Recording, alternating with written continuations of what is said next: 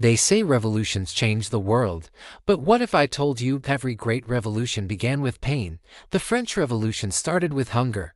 Ordinary people had nothing to eat, while their kings lived in gold. One day, the people said enough. They stormed the palace, shouting for freedom, for bread, for life itself. But then, the fight for freedom turned into chaos. Leaders became tyrants, and the guillotine became their answer to fear. Freedom came, but at a terrifying cost. Across the ocean, the American colonies had their own storm.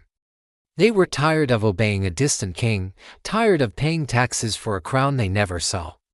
So they rebelled. 13 colonies stood against one of the strongest empires in the world. They risked everything, and won. But then came the hardest part, building a nation that could keep the promise of freedom alive. Years later, in Russia, history repeated itself. The poor starved, the rich grew richer, and anger burned in the streets. The people rose not just against a king, but against the entire system. And when the smoke cleared, the world had changed forever. Empires fell. Ideologies were born.